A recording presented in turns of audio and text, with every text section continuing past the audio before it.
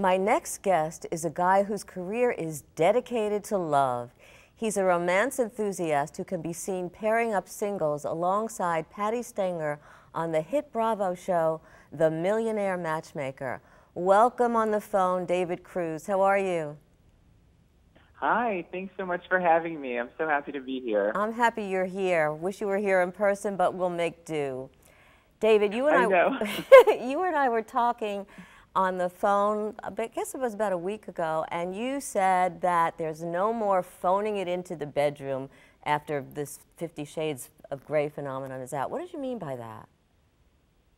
Well, I think at this point in everyone's life, I think there is no more taboo. And so if you're a beginner, there's enough out there, including books and movies, for you to be a good lover or for you to be, a good boyfriend or husband. And so there's no more phoning it in. People know what they want, they see what they want, and you just can't fake it anymore. So you got to learn to step up nowadays. And you got to learn to communicate what you want too, and be comfortable with that. You also said something that I love, and you said love is making a comeback. What does that mean? Well, love is making a comeback is kind of my saying that I have on my website, Finding Cupid. And for the longest time, we were kind of in a funk in the world. We really were a little bit jaded about relationships. There was really an overall feeling that, divorce was just a more commonplace versus marriage and happily ever after. And people were just kind of in that place. And then there was a sudden movement of people that were just believers. And then there was things that started to pop up here and there that said, hey, no matter what happens, I'm going to believe in this no matter what. And it's really starting, a revolution of people that really believe in it no matter what's happening in the world. And I think that all of these little subtleties are what I'm seeing and why I say love is making a comeback. We're really kind of devoted to bringing back chivalry nowadays, and I really love that. And chivalry is great. I love somebody opening the door for me and being polite, and it actually adds, I believe, it adds to the romance of it too, don't you think? Absolutely. I'm almost very shocked when somebody holds the door for me, like at a coffee shop or something.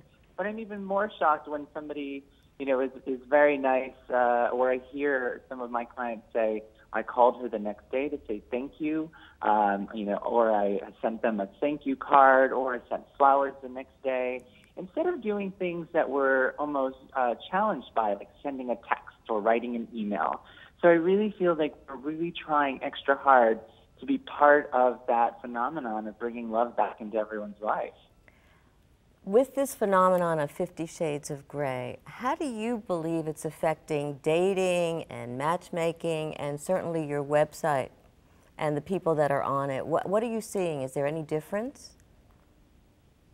Well, I think 50 Shades really speaks to the understanding that people want more from relationships. Like I said earlier, we've really been kind of mulling on the fact that divorce has been a commonplace phenomenon within the relationship world. But now that people are trying really hard, or for those people who are in long relationships, we're really trying to invest in how we take care of those. And so what 50 Shades phenomenon speaks to is for all those people who are in relationships that want to spice it up, that want more from their sex life and from the bedroom.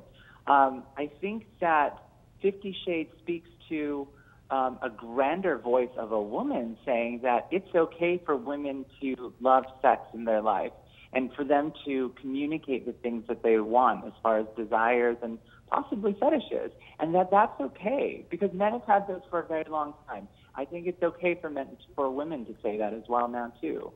I'm glad you said that, David, because like we've been talking, men, it's always been, okay, it's natural for a man to want sex and to think about desire. And often it hasn't been turned around to the woman, where a woman does like sexuality, it wants to be comfortable in her sexuality, loves desire, likes foreplay and all of that. So I think it's so important. What else do you recommend that can help couples get closer and really help their intimacy, not just in the bedroom, but also outside of the bedroom?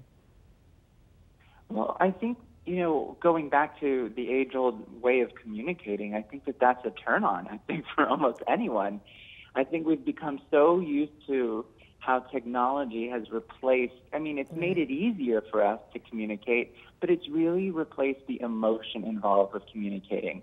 There's so many times when I sit with clients and they say, I really wish you would just touch my shoulder or hold my hand. And those are such easy things, and that's foreplay for a lot of people. Right. And we don't realize that. So touching, you know, instead of just going right to the act, touching, foreplay, you know, music, just romancing the moment. It's really not about much more than that. It's just about getting back to the basics of actually communicating what you want, talking about things, and just being there in that moment. Foreplay can go a long way. I agree, and telling people what you want, and the romance aspect is so very important. David, thank you so much for being here, and my pleasure. Take care. Here's a question for you. Do you know the difference between using a dating service versus a matchmaker? Ahead, you're going to find out what's best for you and how you can benefit from a date coach when you're looking for love.